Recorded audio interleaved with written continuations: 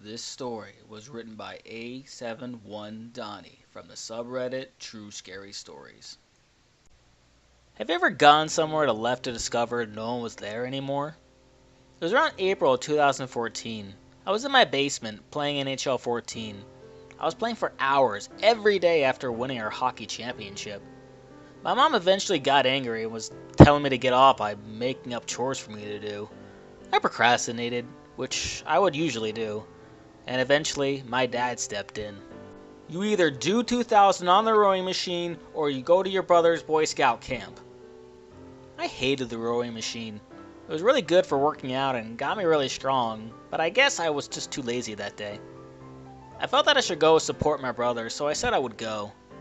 We left about 5 minutes later. I brought my portable charger so I can look at my iPhone.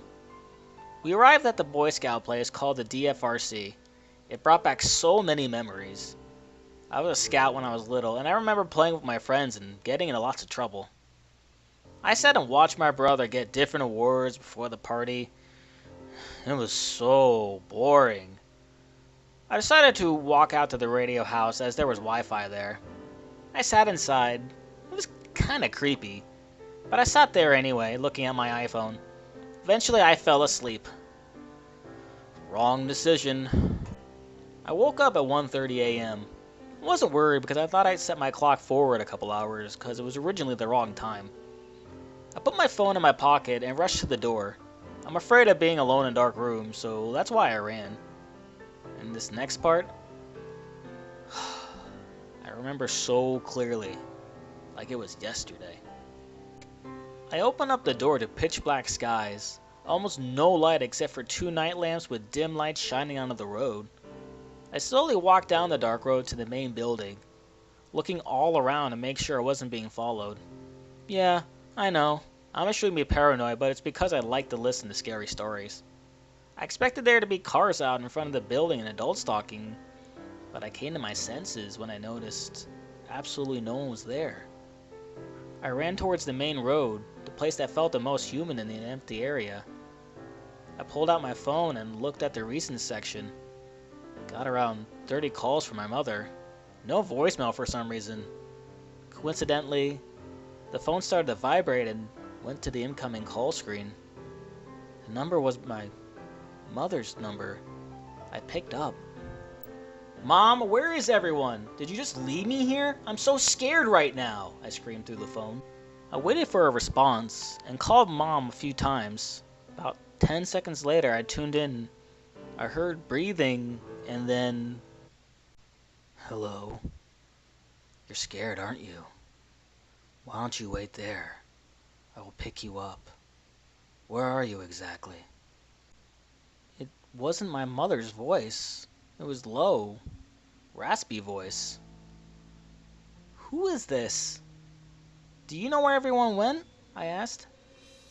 "I am John. My name is John, and I don't know where they went." I kinda trusted whoever it was because they responded with their name. So I told him my location, and after thinking for a second, I realized how much of a bad idea that was. And I just remember that the person was using a fake caller ID, my mom's phone number, which I don't know how they got. I felt fear rushing through my body. What was I thinking? Why did I tell that person where I was? I called my mom right away. She picked up. "Alec, where were you? I was so worried. I called the cops to search for you 30 seconds ago." "Mom, I'm sorry. I'm at the DFRC. Just go right away. Some creepy guy called and I wasn't thinking. I told him where I was and..." "You what?" "Alec, hide right away. I'll be there in 15 minutes. I screamed okay. Then I ran and hid. I fumbled with my phone as I was trying to dial 911 because I was so afraid. I eventually got to the cops and they said they would arrive soon. I hung up not thinking. A SUV drove into the area. I thought it was my mom, so I started to show myself. But I realized that someone was shining a flashlight out the window and screaming. So I hid again. He kept calling.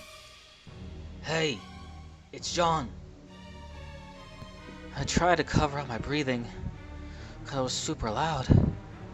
I drove up and down the road, eventually stopped and got out. He walked around, searching with his flashlight. I didn't get a good look at his face. I hid in a trench. I thought he would never find me. Came very close, though. Then another car pulled in. Sully walked back to his SUV so the person who pulled in wouldn't notice anything. He drove out. My mom texted me and I slowly rose up. The cops arrived just as he left.